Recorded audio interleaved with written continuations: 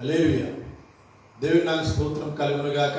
గత వారమంతా దేవుడు మంచి ఆరోగ్యం ఇచ్చి మన ఆయుష్ పొడిగించి సజీలెక్కల నుంచి ప్రభు పునరుద్ధాన దినంలో దేవుడిని ఆరాధించడానికి కొరకై మరొక తరుణం మనకు అనుగ్రహించినాడు. మరొకసారి దేవుని నాకు స్తోత్రం కలుగును గాక. ఈ యొక్క దినాన్ని చూడలేక, ఈ యొక్క సమయాన్ని చూడలేక ఈ భూమండలం పైన చాలా మంది మనకంటే నీతిమంతులు, ఆస్తిపాస్తులు కలిగిన వారు, అందచందమైన వారు అనేకులు భూలోకంలో తమ యాత్రను ముగించుకొని వెళ్ళిపోయి ఉంటున్నారు. అయితే మన యొక్క భక్తి, మన యొక్క నీతి క్రియలను బట్టి కాదు, కేవలం ఆయన యొక్క ఉచితమైన కృపను బట్టి మనటువంటి పొరపాట్లని మనము సరి చేసుకొని ఆయన యొక్క స్వారూప్యంలోకి మనం మార్చబడి ఆయన యొక్క రాజ్యానికి మనం వారసులు కావాలని మన ఆయుష్ పొడిగించి ఉంటున్నాడు. మరొకసారి దేవుని నాకు స్తోత్రం కలుగును గాక. దేవుణ్ణి ఆరాధించక ముందు దేవుని లేఖన భాగాల నుంచి కొన్ని లేఖన భాగాలు మనం ధ్యానించుకొని దేవుణ్ణి నోరారగా, హృదయమారగా, ఆత్మ సత్యములతో ఆరాధించి గణపరుతుంది. Isaiah chapter 58 verse 3 to 14. యెషయా గ్రంథము 58వ అధ్యాయము 3వ వచనం నుంచి 14వ వచనం వరకు మీరు ఇక్కడ చదువుకోనండి. మనం లైవ్ ఉన్నాం కాబట్టి ఎక్కువ సమయం అవుతుంది. ఒక వచనము మనము చదువుకొని మనము వాక్యంలోనికి ప్రవేశిద్దామండి. రండి. యెషయా గ్రంథము 58వ అధ్యాయము 3వ వచనం.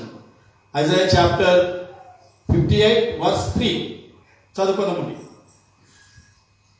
మేము ఉపవాసం ఉండగా నీవెందుకు చూడవు? మేము మా ప్రాణములను ఆయాసపరచుకొనగా నీవెందుకు లక్ష్య పెట్టవు అని అందరు. మీ ఉపవాస దినమున మీరు మీ వ్యాపారం చేయుదురు, మీ పనివారి చేత కఠినమైన పని చేయించుదురు. ఒక మాట ప్రార్థన చేసుకుందామండి. ప్రేమ కలిగిన ప్రియ పరలోకపు తండ్రి, మీ పాదములకు స్తోత్రములు. ఇంతవరకు పాటల ద్వారా తెలుగులో, ఇందులో మీ నామాన్ని మహిమపరుచుకుని పూజిస్తుంటున్నాం. ఎవరైతే మైక్ శబ్దంలో విన్నారో, ఎవరైతే మీ సన్నిధిలో కూర్చొని విన్నారో, వారి హృదయంలో సదానందము, నిత్యానందము, మోక్షానందాన్ని పుట్టించుకు తండ్రి. దీని కోసం మీకు వాక్యం మేము ధ్యానిస్తుండగా మీరు మా అందరితో మాట్లాడు. మీ మేలన స్వరాన్ని మాకు వినిపించు. మా కొరకు దాచించిన గ్రహింపలేని గూఢమైన సంగతులు బయలుపరచు. యెషయా గ్రంథము 58వ అధ్యాయము 3వ వచనం నుంచి 14వ వచనం వరకు మేము ధ్యానిస్తూ మీరు అందరితో మాట్లాడుతున్నారు. మాకు వినే చెవులు, గ్రహించి జ్ఞానము, అంగీకారం గ్రహించి దుష్టు మా తలంపులు, మా ఆలోచనలు, మా గమనములు చెదగొట్టుకున్న వాక్యం పైన కేంద్రీకరించు. ఎవరైతే మైక్ శబ్దాలు వింటున్నారో వీటిని విశ్వసించి మీ ద్వారా దీని పదవిలోకి పంచుయించు. ఎవరైతే మీ సన్నిధిలో కూర్చొని వింటున్నారో వీటిని విశ్వసించి మీ ద్వారా దేవుని పదవిలోకి పంచుయించు. ఎవరైతే లైవ్ లో వింటున్నారో వీటిని విశ్వసించి మీ ద్వారా దేవుని పదవిలోకి పంచుయించమని, మిగిలిన సమయం మాకు దీర్ఘంగా చేయమని, అయోగ్యుని అల్పుని మీరు రక్తపోషికి వస్తున్న కడగము, పరిశుభ్రపరచము, నోటికి బూరగా ఉండము. ఏ హృదయానికి వాక్యం వస్తుందో మీకు తెలుసు. మీరు అందరితో మాట్లాడమని ప్రభువు యేసు నామములో ప్రార్థించి స్తుతించి అడిగి వేడుకుంటున్నాము తండ్రి. ఆమేన్. హల్లెలూయా. రండి. మన అంశము యెషయా గ్రంథము 58వ అధ్యాయంలో దేవుడు ఉపవాసం గురించి మాట్లాడుతూ ఉంటున్నాడు. తర్వాత 13వ వచనం నుంచి 13-14 వచనంలోనేమో విశ్రాంతి దినం గురించి మాట్లాడుతూ ఉంటున్నాడు. అంటే పాత నిబంధన కాలంలో విశ్రాంతి దినం శనివారము, సబ్బాతు దినము. నూతన నిబంధన కాలంలో మనకు విశ్రాంతి దినము, ప్రభు దినము ఏంటి చెప్పండి? ఆదివారం. ఎందుకంటే 2 కొరింథీయులకు రాసిన పత్రిక 5వ అధ్యాయం 15వ వచనంలో కాగా ఎవడైనను క్రీస్తునందున్న యెడల పాతవి గతించిన సమస్తము క్రొత్తవాయి. ఇప్పుడు మనం విశ్రాంతి దినం పాటించకొచ్చాం. చాలా మంది సేవకుల సంఘాల్లో విశ్రాంతి దినం అని పాటిస్తూ ఉంటారు. అయితే మనం విశ్రాంతి దినం పాటించకొచ్చాం. మనము ప్రభు దినాన్ని పాటిస్తున్నాం. ఎందుకంటే పాతవైన గతించిపోయిన యేసు ప్రభువులో పడ్డారు. ఇప్పుడు నూతనమైనటువంటి యేసు ప్రభువులో పడ్డారు. పిల్లలు ఎండల పోనీ పిల్లలు అలా లాస్ట్ కూర్చోమా, పిల్లలకి ఎండకి వడదెబ్బ తాకుతుంది, కొట్టు ఇడకుంటే. అయితే ప్రియుటి వాళ్ళారా, నూతన నిబంధన కాలంలో మనము ప్రభు దినాన్ని పాటిస్తూ ఉంటున్నాం. యేసు ప్రభు యొక్క పునరుద్ధాన దినాన్ని మనము పాటిస్తూ ఉంటున్నాం. ఆదివారం, ఆది అంటే మొదటి దినం, వారంలో మొదటి దినం. పాత నిబంధన కాలం నుంచే ఇశ్రాయేలు ప్రజలకు మొదటి దినంలో కూడా మీరు పరిశుద్ధ సంఘముగా కూడుకునే వాళ్ళని చెప్పిండు. తర్వాత 7వ దినంలో కూడా మీరు విశ్రాంతి దినాన్ని సంఘంగా మీరు కూడుకోవాలని చెప్పిండు. అప్పటి నుంచి అలవాటు చేసిన పాత నిబంధన కాలం నుంచే ఈ మొదటి దినాన్ని ఆదివారము పరిశుద్ధ సంఘము కూడుకోవాలని మొట్టమొదటి నుంచి దేవుడు అలవాటు చేసి ఉంటున్నాడు ప్రజలకు. కనుకనే ఈ యొక్క 58వ అధ్యాయము 3వ వచనంలో చదవండి, ఏమంటున్నాడు? మేము ఉపవాసం ఉండగా నీవెందుకు చూడవు. ప్రజలు ఏమంటున్నారంటే, మేము ఉపవాస ప్రార్థన చేస్తూ ఉంటున్నాము, తర్వాత మా దేహాన్ని మేము పరుచుకుంటా ఉంటున్నాము, మేము తినకుండా మేము ఎంతో ఆయాసపడతా ఉంటున్నాము, మా శరీరానికి కష్టపెట్టుకుంటా ఉంటున్నాము అని దేవుడితో మాట్లాడుతూ ఉంటున్నారు ఇశ్రాయేలు ప్రజలు. ఏమంటారు చూడండి, మళ్ళీ చూడండి.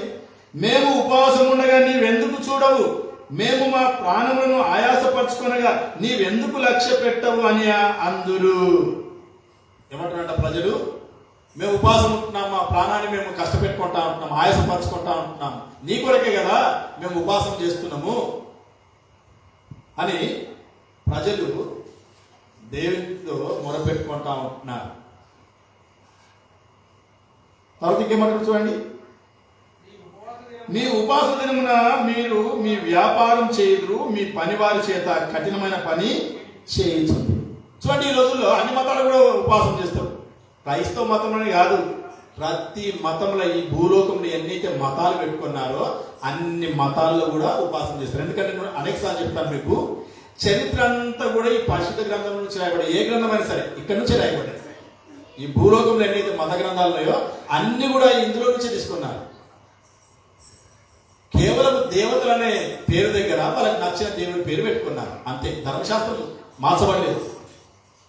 దేవతలు అనేది దేవుడు అనే పేరు దగ్గర వాళ్ళకి నచ్చిన దేవుడిని, మనుషులు ఎవరైతే మంచి పనులు చేస్తారో వాళ్ళు చచ్చిపోయిన తర్వాత వాళ్ళ పుట్టుక దినం, వాళ్ళ సత్క దినం చేసి కొన్ని సంవత్సరాలకి అందడవే ఒక తరం గతించిపోతాడు, వాళ్ళు దేవతలు అయిపోతా ఉంటున్నారు. మీకు అర్థం కావాలంటే ఇప్పటికి కూడా మన ప్రధానమంత్రి మోడీకి గుజరాత్ రాష్ట్రం ఏదో గ్రామంలో గుడి కట్టి పూజిస్తున్నారు. ఆయన చెప్పొచ్చు కదా మన ప్రధానమంత్రి, ఆయన నేను దేవుని కానురా, నాకే పూజిస్తున్నారా, పరమేశ్వరుని, ఆ సర్వేశ్వరుని, ఆ దేవుని పూజించిన చెప్పాలి కదా. చెప్పుకోవచ్చు, ఎందుకంటే ఆయన గొప్పతనం, నా గుడి కట్టి పూజిస్తున్నాడు. తర్వాత cinema hero Amitabh Bachchan, Hindi actor ఉంది కదా, ఆయన కూడా గుడి కట్టి పూజిస్తున్నారు. ఆయన కూడా ఇంకా బతికే ఉన్నాడు. బ్రతికిన వాళ్ళకు, చచ్చిపోయిన వాళ్ళకు, తర్వాత సినిమా హీరోయిన్లకు, ఖుష్బు తమిళనాడు ఆ హీరోయిన్ది, ఆమె కూడా గుడి కట్టి పూజిస్తూ ఉన్నారు. ఈ విధంగా బ్రతికున్న మనుషులకు కూడా, సినిమా హీరోలకు కానీ రాజకీయ నాయకులకు కానీ గుళ్ళు గోపురాలు కట్టి పూజిస్తూ ఉన్నారు. నేను పూజిస్తున్నాను అనుకోండి, మోదీకి కానీ, అమితాబ్ బచ్చన్ కానీ, ఖుష్బుని కానీ, చాలా మంది ఉన్నారు హీరోలు. నేను వాళ్ళకి పూజిస్తున్నాను అనుకోండి గుడి కట్టి, నా పిల్లలకి ఏమరిక, మా నాయనని పూజిస్తుండే అమితాబ్ బచ్చన్ మోదీ దేవుడు అంట, ఖుష్బు దేవతలంట అని నా పిల్లలు పూజిస్తారు. ఇక నా మనమళ్ళకి, నా మనమరాళ్ళకి ఏమరిక, వాళ్ళు కూడా పూజిస్తారు. ఈ విధంగా 3 కోటి దేవతలు ఈ భూమండలం పైన వచ్చేసి ఉన్నారు. దేవతలు అన్న దగ్గరనే చేంజ్ అయితే ధర్మశాస్త్రం కానీ ఎక్కడ కూడా చేంజ్ కాదు. ఎందుకంటే ఈ గ్రంథం నుంచి రాసుకున్న అన్ని గ్రంథాలు కూడా ఇక్కడ నుంచే రాయబడ్డాయి. అందుకని ప్రతి మతంలో కూడా ఉపవాసం చేస్తాం. ప్రజలు ఏమనుకుంటారంటే, ఉపవాసం చేసి నీ కొరకు మేము ఇంత కష్టపడుతున్నాము, నీ కొరకు మేము బాధపడుతున్నాము, మా శరీరాన్ని, మా ప్రాణాన్ని కష్టపెట్టుకుంటాం ఉపవాసం తినకుండా, ఎందుకొరకు నువ్వు మా మొరైనకు వచ్చినావు, ఎందుకొరకు మా ప్రార్థనకు వచ్చినావు అని ఇక్కడ దేవునికి అడుగుతూ ఉంటున్నారు ఇశ్రాయేలు ప్రజలు. ఈ రోజుల్లో కూడా చాలా మంది అడుగుతూ ఉంటున్నారు. ఉపవాసం చేసే తప్పు కాదు, ఉపవాసం చేయాలి. మొన్న సంఘ ప్రార్థన రోజు కూడా చెప్పాను, తర్వాత ఇంతకుముందు ఆదివారం కూడా చెప్పాను. 40 రోజులు కాదు, 80 రోజులు చేయండి. 80 రోజులు కాదు, సంవత్సరం అంతా చేయండి. రోజు చేయడం ఒక పూట ఉపవాసం మంచిదే, ఆరోగ్యంగా ఉంటాడు. ఉపవాసం అంటే దేవునికి దగ్గరగా ఉండడం. ఉపవాసం అంటే దాని యొక్క అర్థం ఏమిటంటే, దాని యొక్క మీనింగ్ ఏమిటంటే దగ్గరగా ఉండడం. రోజా అయితే అమర ముస్లిం భాయ్ ఏమంటారు చెప్పండి? రోజా అంటారు వాళ్ళు. ఇంగ్లీష్లో ఏమంటారు? ఫాస్టింగ్ అంటారు. ఏ భాషలో మాట్లాడినా అర్థమంతా ఒకటే, దేవునికి దగ్గరగా ఉండడం. రోజా बोले क्या है भाई बहनों, खुदा को हम नजदीक आ रहे हैं, खुदा हम के नजदीक आ रहे हैं, हम खुदा को नजदीक जा रहे हैं. उसका मतलब है రోజా का मतलब కానీ పీటి వాళ్ళరా ఉపవాసం చేయండి మంచిదే. కానీ మొన్న కూడా చెప్పినట్టు పోయిన వారంలో ప్రార్థన రోజు కూడా చెప్పాను, 40 రోజుల ఉపవాస ప్రార్థనకు శ్రమల కాలం అని పేరు పెట్టకూడదు. శ్రమల దినాలని పేరు పెట్టకూడదు. ఒకటే తప్పు చేస్తున్నాం మనం. ఏదో మన పూర్వీకులు మన పెద్ద మనుషులు తెలియక వాళ్ళు శ్రమల దినాలు అన్నారు. ఇక మనం కూడా దాన్ని ఇక తరతరాలు 2000 సంవత్సరాల నుంచి మనం అదే పాటితం ఉండేది. అప్పుడు తెలియదు, జ్ఞానం లేదు. ఇప్పుడున్నంత జ్ఞానం ఆ రోజులు లేదు, ఇప్పుడున్నంత చదువు ఆ రోజులు లేదు. తెలుగు వాళ్ళు శ్రమల దినాలు అన్నారు. ఇక మనం కూడా శ్రమ దినాలు అంటామా? శ్రమ దినాలు కూడా ఉపవాస దినాలు అన్నారు. ఏమని చెప్పండి? ఉపవాస దినాలన్నీ మనం 40 రోజులు అనుకొచ్చినా కదా, మీకు 80 రోజులు కూడా చేసుకోండి. రోజు చేయండి, సంవత్సరం అంతా కూడా చేయండి. దేవుడు వద్దరకు వచ్చింది. కానీ పేరు మారవండి. శ్రమల దినాలని పక్కకి పెట్టేసి ఉపవాస దినాలు మేము చేస్తున్నాము అని అనండి. సరిపోతుంది అన్నమాట. రండి,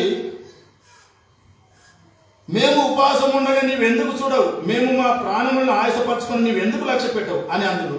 మీ ఉపవాస దినంలో మీరు వ్యాపారం చేయరు, మీ పని వారి చేత కఠినమైన పని చేయొచ్చు. దేవుడు మన ఉపవాసాన్ని ఎందుకొరకు లక్ష్య పెట్టుకొచ్చిందంటే, దేవుడు మన యొక్క ఉపవాస ప్రార్థన ఎందుకొరకు వెనకొచ్చిందంటే, ఉపవాసం చేస్తున్నామని చెప్తారు, మళ్ళీ వాళ్ళ పనులు చేస్తూ ఉంటారు, వాళ్ళ వ్యాపారాలు చేసుకుంటూ ఉంటారు. మీరు చూడండి, ప్రతి మతంలో కూడా రోజాయ పోయి మేము ఉపవాసం ఉన్నామంటారు అని వాళ్ళ పనులు వాళ్ళు చేస్తుంటారు. అయితే అటు పని చేయకూడదు అంటాడు దేవుడు. ఎందుకంటే నువ్వు ఎడ దేవుడిని ప్రార్థన చేసుకుంటూ కూర్చుంటున్నావు, ఉపవాసం ఉంటాను చెప్తున్నావు, మళ్ళీ నీ వ్యాపారం నువ్వు చేస్తున్నావు, నీ పని నువ్వు చేసుకుంటా ఉంటున్నావు. అది ఉపవాసం అన్నది. దానికి అంటే నువ్వు దేవుడి దగ్గరగా నీ ఇంటిలో కానీ లేకుంటే మందిరంలో కానీ నువ్వు దేవుడి వాక్యం ధ్యానించుకుంటా, ప్రార్థించుకుంటా, ఆరాధించుకుంటా, దేవుడి సన్నిధిలో నువ్వు గడపాలి.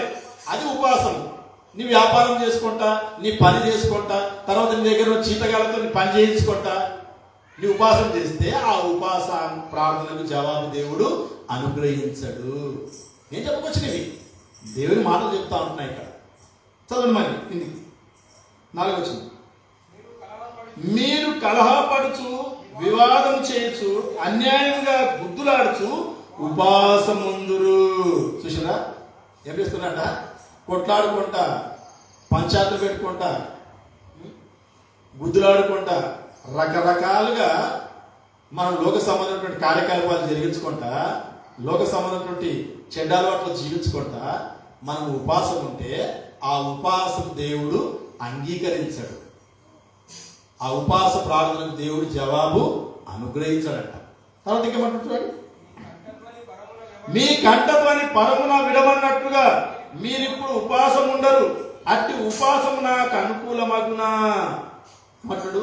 మన కంఠస్వరం మనం ప్రార్థించినప్పుడు ఉపవాసం ఉండి దేవుని సన్నిధిలో, పరలోకంలో, జన్నతులో, స్వర్గంలో వినబడినట్టుగా మనం ఎప్పుడు కూడా ఉపవాసం ఉండమంట.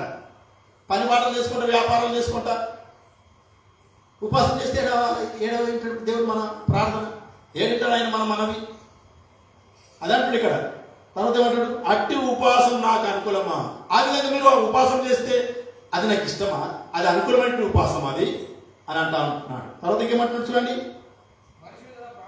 మనుషులు తన ప్రాణమును బాధపరచుకోవలసిన దినము అట్టిదేనా? అట్టన్నా మీరు బాధపరచుకుంటారు?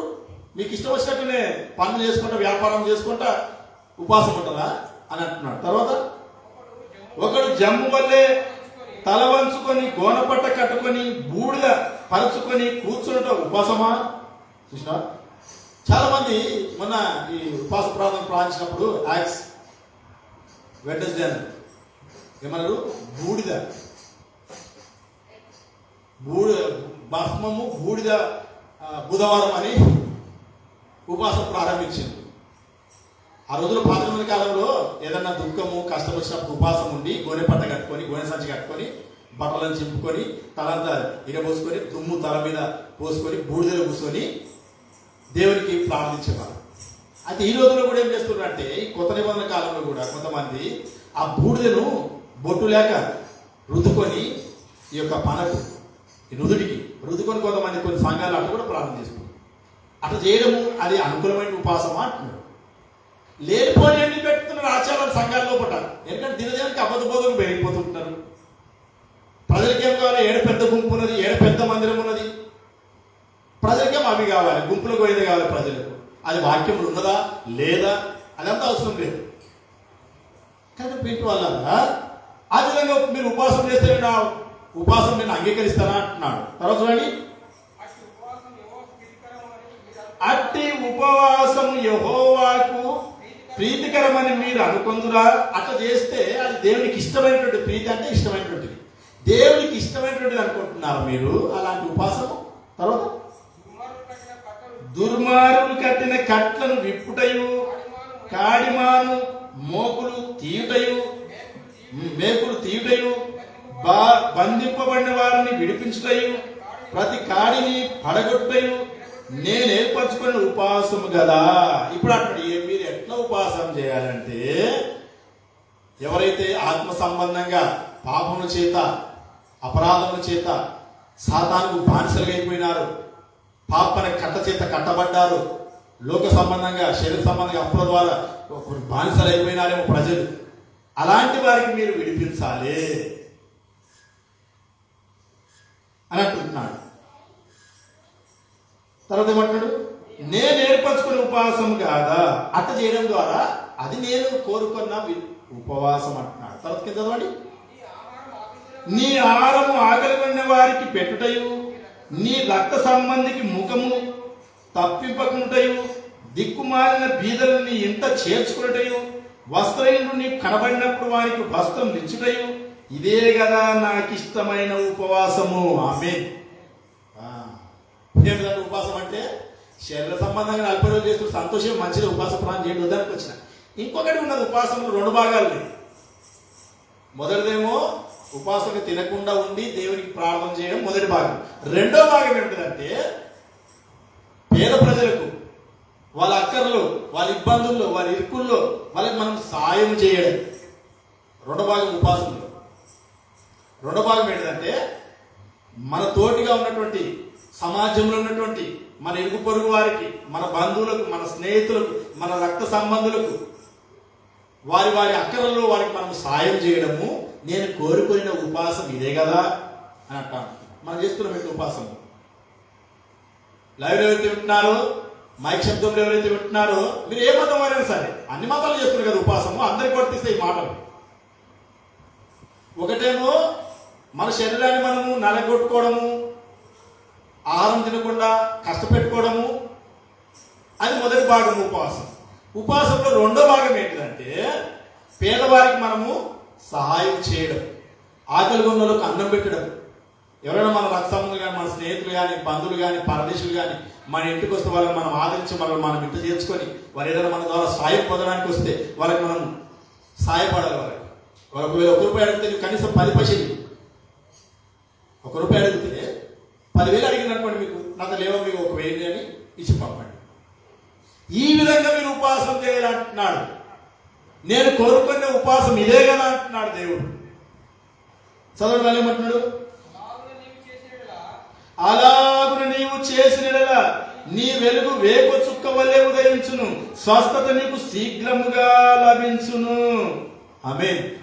ఆ విధంగా మనం ఎప్పుడైతే ఉపవాసం చేస్తామో, 2 భాగాలుగా ఉపవాసం చేస్తామో, అప్పుడు ఏమైందట? మన వెలుగు వేకు చుక్క వలె. 4 గంటలకు వస్తే కదా వేకు చుక్క, తెల్లవారుజామున ఎంత బాగా పవర్ ఎక్కువ ఉంటుంది అందులో, ఆ చుక్కలు. అట్లా మనలో వెలుగు ఉదయిస్తుందంట. తర్వాత నీకు స్వస్థత శీఘ్రముగా లభించును. ఒకవేళ నువ్వు రోగం చేత బాధపడుతున్నాయేమో, కరోనా రోగం చేత బాధపడుతున్నాయేమో, క్యాన్సర్ ద్వారా, ఎయిడ్స్ ద్వారా, రకరకాల రోగాలున్నాయి కదా లోకంలో. నువ్వు ఏ రకమైన రోగంతో కూడా నువ్వు బాధపడితే నీకు దేవుడు స్వస్థత అనుగ్రహిస్తాడంట. అబద్ధ మాటలు నమ్మకండి.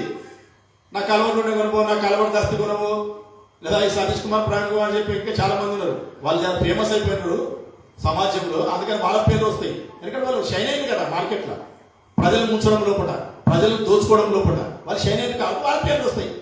వాళ్ళంటే వాళ్ళు 1,00,000 మంది ఉన్నారు లోకంలో. కానీ వాళ్ళ నూనె బాటల్లో వాళ్ళ దస్తిలో ఏం లేదు.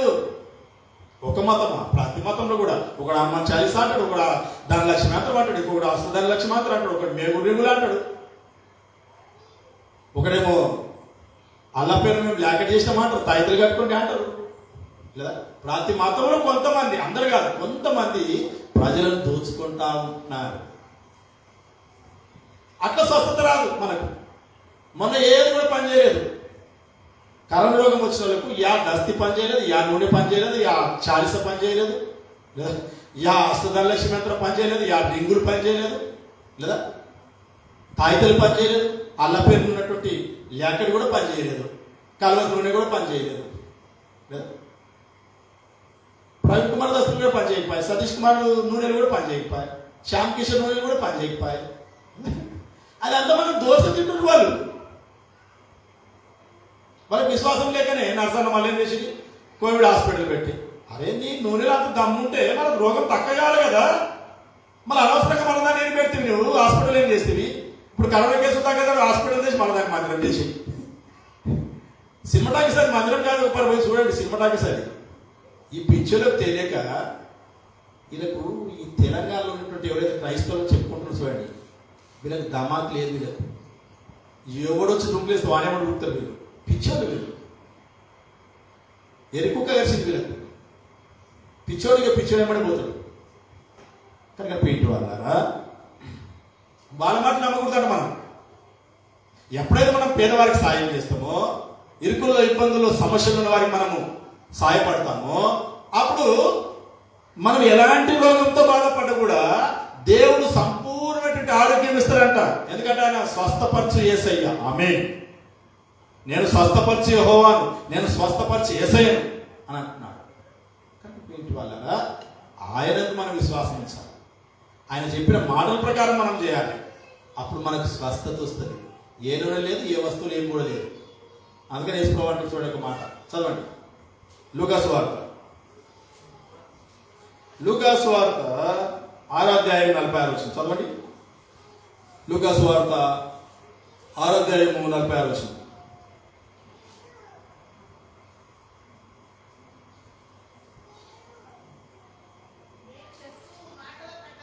నేను చెప్పు మాటల ప్రకారం మీరు చేయగా ప్రభువా ప్రభువా అని నన్ను ఎందుకు పిలుచుగా. నాకు అనవసరంగా ఎందుకు పిలుచు ప్రభువా, యేసయ్యా సాయం చేయాలి. యేసు ప్రభు చెప్పిన మాటలు ఒక్కటి లేదు సంఘాల్లో. మా జైరాబాద్ సంఘంలో నీకు ఎప్పటికి నాకు వాళ్ళతో కొట్లాడుకుంటుంది. నేను అంటున్నాను, నేను యేసు ప్రభు నమ్ముకుని 33 సంవత్సరాలు అయింది. ఒక మంచి పని చేసినారన్న, ఒకటే మంచి పని చేసిన చెప్పిన అంటాను. ఒకటే 33 సంవత్సరాల లోపల ఒక మంచి పని చేసామని చెప్పినాడు అడుగుతానే వాడు. ఏక నోరు లేవు, చేత కాదు. మనం అంతకుముందు 70 సంవత్సరాల సంఘం ఉన్నది. ఒక మంచి పని చేయనప్పుడు మనకు ఆరాధన ఎందుకు, మనం కూడుకోవడం ఎందుకు, వాక్యం ఎందుకు, బలలో పాలు పంపులు పొందదు ఎందుకు, మన పోసుకొని వేషధారులారా అంటున్నాడు దేవుడు. కానీ పేట వాళ్ళరా ఇవే మంచి పనులు. పేదవారికి మనం సాయం చేయడం మంచి పని, ఇరుకుల్లో ఇబ్బందులు ఉన్న వారికి మనం సాయం చేయడం, ఆదుకోవడం మంచి పని. దేవుడు అంటాడు అది నా దృష్టిలో మంచి పని అంటున్నాడు దేవుడు. మనమేమనుకుంటున్నామంటే మేము ఉపవాసం ఉన్నాము, మేము మందిరానికి వచ్చినాము, మేము కానుక ఇచ్చినాము, మేము దశ భాగం ఇచ్చినాము, మేము కల్వర్ టెంపుల్ పంపినాము డబ్బులు, ఇంకా ఫలానా వ్యక్తికి మేము డబ్బులు పంపినాము అని మనం అనుకుంటున్నాం.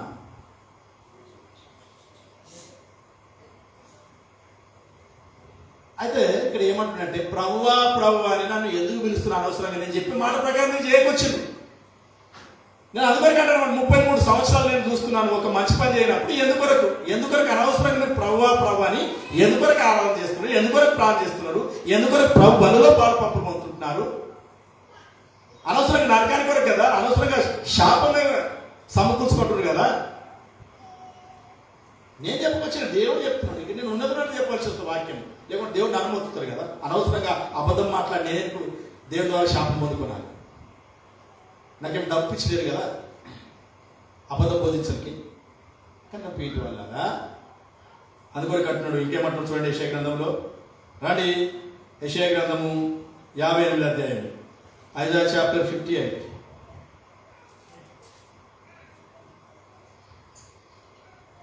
స్వస్థత నీకు శీఘ్రంగా లభించును, నీ నీతి నీ ముందర నడుచును, యెహోవా మహిమ నీ సైన్యపు వెనకటి భాగం కావలి కాయను.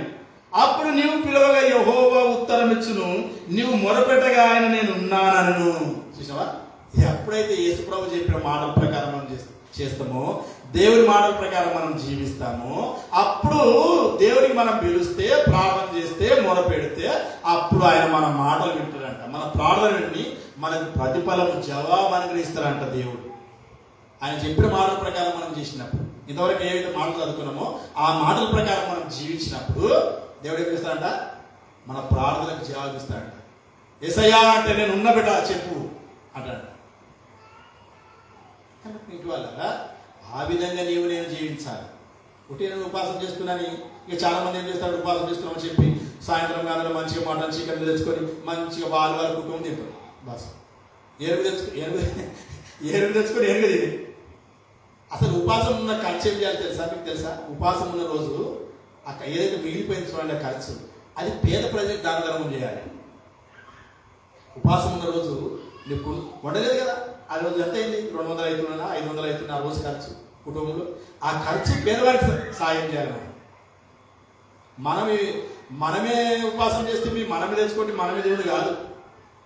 పేదలకు, అక్కర్లో ఉన్న వారికి, దిక్కులేని వారికి వాళ్ళకి సాయం చేసినప్పుడు, దేవుడు మనం ప్రార్థన చేసినప్పుడు యేసయ్యా అంటే ఆయన మనకు నేను ఉండబెట్ట అని అంటాడు.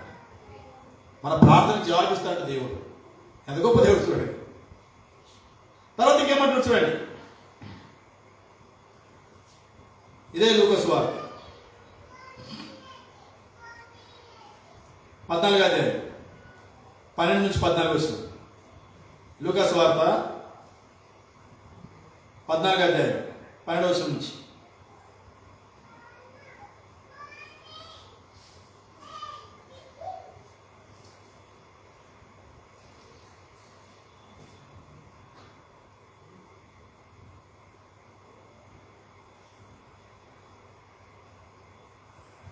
లూకా సువార్త 14వ అధ్యాయము 12వ వచనం నుంచి. మరి ఆయన తను పిలిచిన వారితో ఇట్లా నేను, నీవు పగటి విందైనను రాత్రి విందైనను చేయనప్పుడు నీ స్నేహితులనైనను నీ సహోదరులనైనను నీ బంధువులనైనను ధనవంతులకు నీ పొరుగు వారినైనా పిలవద్దు. వారు ఒకవేళ నిన్ను మరలా పిలుతురు గనుక నీకు ప్రత్యుపకారం కలుగును. అయితే నీవు విందు చేయనప్పుడు బీదలను, అంగహీనులను, కుంటివాణను, గుడ్డివాణను పిలువు. నీకు ప్రతిపకారం చేయుటకు వారికి ఏమీ లేదు గనక నీవు ధనుడు వగదు. నీతిమంతుల పునరుద్ధానమందు నీవు ప్రతిపకారం పొందుదు అని చెప్పింది. చూసిందా ఏమంటాడు యేసుప్రభు ఇక్కడ? మనకు విందుకు పిలిచిండు యేసుప్రభు. ఆ పిలిచిన వార్త ఏమంటుంటే, అయ్యా నువ్వు పగటి విందు చేసినా కానీ, రాత్రి విందు చేసినా కానీ, నువ్వు ఎప్పుడు దావత్ పెట్టుకున్నా కానీ, నీ బంధువులకు, నీ స్నేహితులకు, లోకం ధనవంతులకు, రాజకీయ నాయకులకు, ఈ రోజులో అయితే రాజకీయ నాయకులకి మన సేవకు పక్క పెట్టేస్తారు, స్టేజ్ మీద పక్కకు తప్పేస్తారు. స్టేజ్ మీద రాజకీయ ఎమ్మెల్యే ఎంపీ మినిస్టర్లు వచ్చిందనుకోండి, వాడికి పాస్టర్ పక్క పోవాలి. ఇక ఆ వచ్చిన రాజకీయ నాయకులు పాస్టర్లు అవుతారు. ఇక ఎంత చెడిపోయింది సంఘం, ఎంత దరిద్రంలోకి వెళ్ళిపోయింది సార్వత్రిక సంఘం. పులిపిడి తీసుకుని వస్తారు రాజకీయ నాయకులు సంఘాల్లో కూడా. ఎందుకంటే వారు ఏమైనా చెక్ రాస్తారని. ఎంత దౌర్భాగ్యమైన స్థితిలోకి వెళ్ళిపోయింది చూడండి. మన ఎలక్షన్ అప్పుడు చూసారు కదా, ఎమ్మెల్యే ఎలక్షన్ అప్పుడు బీజేపీలకు అమ్ముడు పోయింది. పాస్టర్లు అంతా సంఘాలని బీజేపీలకు అమ్ముడు పోయింది. మళ్ళీ వాళ్ళ కొరకు మనం వాళ్ళకి గెలవకుండా మనం ప్రార్థన చేయాలి, వాళ్ళకి ఓట్లు వేయకూడదు అంటే వాడు ఇచ్చే పైసలు మంచిగా ఉంటాయి. మీకు వాడు ఇచ్చే పైసలు కమ్మగా ఉన్నాయంట, మళ్ళీ వాడికి ఓటు వేయకూడదు అంట. ఎంత దుర్మార్గులు.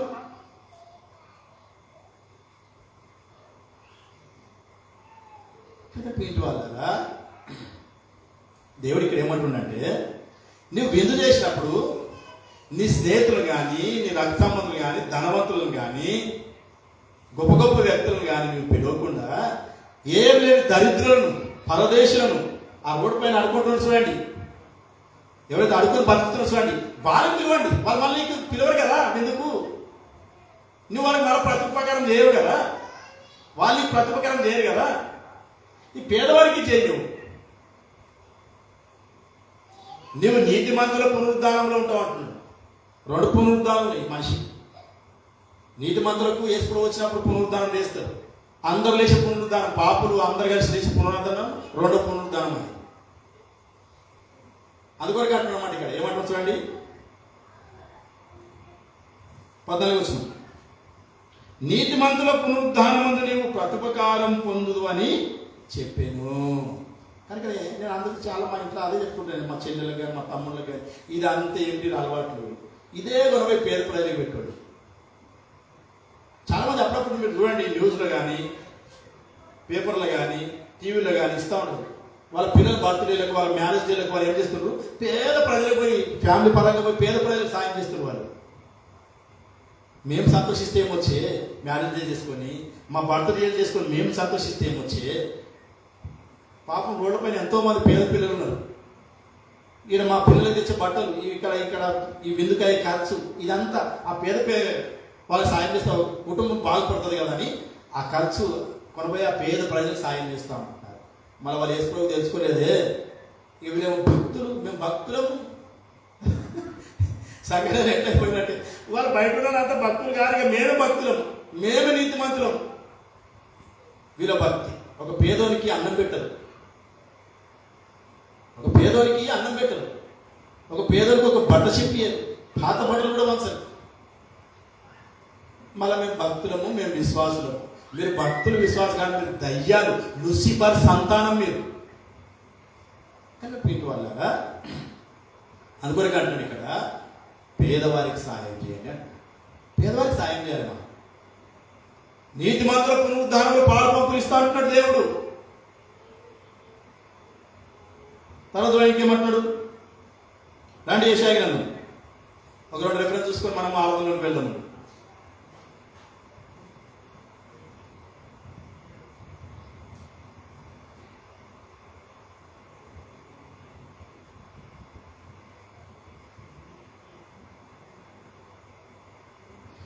వచనం. ఇంకా ఇవి అన్ని చదువుకుంటూ వచ్చినారు, నేను మీద చూపిస్తున్నాను మీకు. 11. యెహోవా నిన్ను నిత్యం నడిపించును, క్షామకాలమున నిన్ను తృప్తిపరిచి నీ ఎముకలను బలపరచును. నీవు నీరు కట్టిన తోట వలెను, ఎప్పుడు నువ్వు ఉబ్బుకుచుండు నీటి ఊట వలెను ఉండేదవు. చూసిందా ఎట్లుంటామంట మనము, ఎప్పటికి పచ్చగుంటామంట మనం. అంటే మన కుటుంబంలో ఏమి కోరుతుంది, ఈ మాట ప్రకారం దేవుడు చెప్పిన మాట ప్రకారం మనం చేసినప్పుడు కోరుతుంది మన కుటుంబంలో. లోకం నడుచుకోండి, వాడు పట్టిందాలో బంగారం అంటారు. నాకు చాలా మంది అంటారు, మా స్నేహితులు కానీ చాలా మంది అంటారు, చిన్న నువ్వు ఏ పని చేస్తే కూడా సక్సెస్ అవుతాడు. అరే నాయన నేనేం చేయకపోవచ్చు, నేను ఏ స్థానం చేస్తున్నాడు, నేను ఏ స్థానం వచ్చి గాడిదడు ఏసుకోవాలి చేస్తాడు, నేనేం చేస్తాను, నాకేముంది, నేను శక్తి అన్నారు. యేసుప్రభు సర్వశక్తి మంతుడు. ఆయన కొంచెం నమ్మకం ఉండి ఆయన పని చేస్తాడు కాబట్టి ఆయన సాయం చేస్తున్నాడు, ప్రతి కూడా ఆయన చేస్తూ ఉంటున్నాడు. ఇంటి వాళ్ళ ఆయన ఏం చేస్తాడట, నీరు కట్టిన తోట వాళ్ళు ఎప్పటికి పచ్చగా ఫలించే చెట్టు లేకుంటామంట. మనం రండి ఒక వచనం చూసుకొని మనము ఆరంభంలోకి వెళ్దామండి. హెబ్రీ రాసిన పత్రిక 13వ అధ్యాయం, Hebrews chapter 13 verse 1 and 16. Hebrew రాసిన పత్రిక 13వ అధ్యాయము 1వ వచనము 16వ వచనం. రండి చదవండి. 1వ వచనం 13వ అధ్యాయము 1వ వచనం. సహోదర ప్రేమ నిరవరముగా ఉండనీయుడి, ఆతిథ్యము చేయ మరొకడి, దానివల్ల కొందరు ఎరగకయే దేవదూతలకు ఆతిథ్యము చేసి. ఆమేన్. ఆతిథ్యం చేయాలి, పొందడానికి అరుణ వారికి సాయం చేయాలి. అందుకని శ్లోకం ఏంటంటే, అతిథి దేవో భవ. అతిథులను కూడా మా ఇంటికి ఆలోచించినప్పుడు ఎట్లా చూడాలంటే, వాళ్ళకు దేవునితో చూడాలంట. దేవుని అబ్రాహాం దగ్గరికి వచ్చి 2,000 దేవునితో కలిసి దూతలు వాళ్ళకి ఆతిథ్యం చేశాడు. వాళ్ళకి కుటుంబంలో ఏదైతే కొత్తగా ఉన్నాడో, కుమారుడు లేదు, వాళ్ళకి పిల్లలు లేరు, దేవుడు సంతానం ఇచ్చిన వాళ్ళకి. అందుకొరకే తెలియకనే కొన్నిసార్లు దేవుడిని మేము దేవదూతలమని వాళ్ళు వస్తారు, మనకు చూపించుకుంటాం. వాళ్ళకి తినే వాళ్ళ లాంటి వస్తారు మన ఇంటి ముందుకు. మేము సంవత్సరాన నేను దేవుణ్ణి అని రాడు దేవుడు ఎప్పుడు కూడా. మేము దేవదూతలమని రారు వాళ్ళు ఎప్పుడు కూడా. అడగ తినే వారికి, పేదవారికి మన ఇంటి ముందుకు వస్తారు. సూతం వీళ్ళ భక్తులు అంటున్నారు, నిజంగా నా వీళ్ళు భక్తులేనా? సూతం వీళ్ళ దగ్గర ఎంత భక్తి ఉన్నదని ఒక పేదవారి రూపంలో అడుగు తినే వారికి మన ఇంటికి వస్తారు. మనం వెళ్ళగొడతాం. ఇక కొంతమంది పోయినారంటారు, ఇక వాళ్ళంతా తిరిగి మళ్ళీ రావాలనుకోండి, విజయంగా తిరిగి మళ్ళీ రావాలనుకోండి. చూడండి ఎట్లా అయిపోతుంది లోకంగా. కనుకనే ఎప్పటికి మనము ఆతిథ్యం చేయాలి. ఏ రూపంలో దేవుడు మన ఇంటికి వస్తారు మనకు తెలియదు. దేవుడు నేను ఏసై అని రాడు మన దగ్గరికి. ఇక మేము దేవుడు దూతలం ఏసై దూతలం అని రాడు మన దగ్గరికి. ఏదో రూపంలో వస్తారు వాళ్ళు మనం భక్తి పరీక్షించడానికి. తర్వాత చూడండి 16వ వచనం, ఇదే అధ్యాయం 11వ అధ్యాయం 16వ వచనం. ఉపకారము ధర్మము చేయ మర్చిపోకుడి, అట్టి యాగములు దేవునికి ఇష్టమైనవి. ఉపకారము ధర్మం చేయాలని మనం ఎప్పటికీ మర్చిపోకూడదంట. అవి దేవునికి ఇష్టమైనటువంటి అంటే అవి కార్యాలు. ఎల్లప్పుడూ మనం దేవునికి ఇష్టమైన కార్యాలు చేయాలి. మరి అక్కడ చిన్నగా మేము దేవుడు ఉపవాసం 40 రోజులు అంటే చెయ్యండి, ఆయన వద్దంటుండే వాళ్ళు. నేను వద్దనకు వచ్చినాయి కదా, చెయ్యండి. దానికి శ్రమల దినాలు అంటున్నాను చూడండి. శ్రమ దినాలు చెప్పి పెళ్ళుడు కూడా చేయకొచ్చింది 40 రోజుల వరకు. పెళ్ళుడు లేవు, ప్యారంటాలు లేవు, ఏం లేవు. ఎందుకంటే శ్రమ ఏం చెప్పారు అంటున్నాయి బైబిల్లో శ్రమ దినాలు. ఆ పదం పక్కకి తీసిపెట్టి ఉపాసన చేయండి, అది మొదటి భాగం. రెండో భాగము పేదవారికి సాయం చేయడం కూడా ఉపాసన అంటున్నాడు దేవుడు. మీరు ఒకవేళ మొదటి భాగం చేయకపోయినా కనీసం రెండో భాగం అనేది చేయండి. రెండో భాగం చేయడానికి ఎవరికి ఇష్టపడదు, ఎందుకంటే కష్టమవుతుంది, డబ్బు ఖర్చు పెట్టవలసి ఉంది కదా. మొదటి భాగం ఏం లేదు, ఉపాసన చాలు అని అనుకుంటారు. ఈ రెండుట్లో ఏం చేయకపోయినా కూడా మన ప్రార్థన అంగీకరింపబడదు. మొదటి భాగం కూడా చేయాలి, ఉపాసం ఉండాలా, ప్రార్థన చేయాలి దేవుడి కొరకు, సార్వత్రిక సంఘ క్షేమం కొరకు, మన క్షేమం కొరకు, ప్రజల రక్షణ కొరకు చేయాలి. రెండో భాగము పేదవారికి మనకు చేతనైన మట్టుకు సాయం చేయాలి. చాలామంది నేను అడుగుతా ఉంటే, అన్న ప్రార్థన చేస్తున్నాం, మీ కొరకు ప్రార్థన చేస్తున్నాం అన్న, మా కొరకు కూడా ప్రార్థన చేయండి అన్న. ఇది ఒకటి ఉత్త పదం అయిపోతుంది, ఉత్త పదం. దీనికి విలువలేట్లు అయిపోయింది. అట్లా లేదు, అట్లా చెప్పలేదు మదర్ తెలుసా. దేవుడు వాక్యం అట్లా లేదు, ఖాళీ ప్రార్థన చేయమని లేదు, సాయం చేయమన్నాడు. అందుకని ఆమె కొటేషన్ చూడండి, వరల్డ్ లెవెల్లో రాసుకుంటారు రోడ్ల పైన. ఆమె కొటేషన్ మదర్, అది దేవుడి వాక్యం. అది ఏమని రాసుకుంటారు, ప్రార్థించే పెదవుల కన్నా సాయం చేసే చేతులు మీద. యేసుప్రభు ఏమన్నాడు, ప్రార్థించి మళ్ళా సాయం కూడా చేయండి చెప్పి. ఇంతవరకు ఏం పోయిందండి, ప్రార్థన చేయాలి మళ్ళా సాయం చేయాలి. అది దేవుడి వాక్యం ఆమె చెప్పింది, ఆమె సొంతగా ఏం చెప్పలేదు. ఉట్టిగానే ప్రార్థన చేయండి అన్న, మేము కూడా ప్రార్థన చేస్తున్నాం అన్న. ఉట్టిగా ప్రార్థన చేస్తే అయితే అది విజయనగరంలో ఎవరో మన సోదరులు ఇరుకుల్లో ఇబ్బందులు సమస్యలు ఉన్నారు, మరి మేమన్నా వాళ్ళకి సాయం చేస్తున్నాం కదా, వాళ్ళకు బాగుపడేది. నీ కొరకు ప్రార్థన చేస్తున్నానంటే సాయం చేశాడు. రెండు ఉండాలి, యేసుప్రభు రెండు కావాలంటున్నాడు. ఒక చేతిలో సప్పుడు వస్తుందా, రాదు. మన చేతిలో కొడితే సప్పుడు వచ్చింది. రెండు విధాలు ఉండాలి, ప్రార్థన కూడా చేయాలి, తర్వాత సహాయం కూడా చేయాలి. అప్పుడు దేవుడు మన ప్రార్థనకు జవాబిచ్చాడు. అది నిజమైన ఉపాసన. ఆ విధంగా దేవుడు నిన్ను, నన్ను, సార్వత్రిక సంఘాన్ని ఈ భూలోకి నుండి వేయకుండా జనాభాను ఆ విధంగా సిద్ధం చేయడుగాక. ఆమేన్. ప్రార్థన చేస్తున్నాం. మా ప్రేమ కలిగిన ప్రియ పరలోకపు తండ్రి, మీ పాదం స్తోత్రం. ఇంతవరకు అనేక విషయాలు మీరు మాతో మాట్లాడుతూ వచ్చినారు, స్తోత్రం. రెండు విధాలైన ఉపాసన గురించి మీరు మాకు తెలియపరిచినారు, మీ పాదం స్తోత్రం. దేవా, మేము ఉపాసం ఉండి ప్రార్థించాలా, తర్వాత పేద ప్రజలకు మేము వారి అక్కర్లు ఆదుకొని కూడా మేము ప్రార్థించాలి. ఆ విధంగా చేసినప్పుడే అది నిజమైన ఉపాసం అంటున్నారు. ఆ విధంగా సార్వత్రిక సంఘము, సర్వప్రపంచంలో ప్రజలు, మరి ఏ మతమైనా సరే, ఏ కులమైనా సరే, వారందరూ కూడా మీ మాట ప్రకారం జీవించి మీ ద్వారా దీవెన పొందగలిగిన కృపను చూపించి, ఆ విధంగా నేను మేము మీద ఆ విధంగా జీవించి మీ ద్వారా దీవెన పొందగలిగిన కృపను చూపించాం. ఇటువంటి వాక్యాన్ని విన్నట్టు హృదయాల్లో నూరంతలకు పయనించి, ఎవరైతే లైవ్లు విన్నారో, ఇక్కడ వింటున్నారు, ఎవరైతే మీ సంగతి కూర్చొని విన్నారో, ఎవరైతే మైక్ శబ్దం విన్నారో, విని విశ్వసించి మీ ద్వారా దీవెన పొందగలిగిన కృపను చూపించాం. మిగిలిన మాకు దీవెనకరంగా చేయండి. ప్రార్థిస్తున్నాము, ప్రార్థించి చూపించి అడిగి వేడుకుంటున్నాము తండ్రి. ఆమేన్. హల్లెలూయా.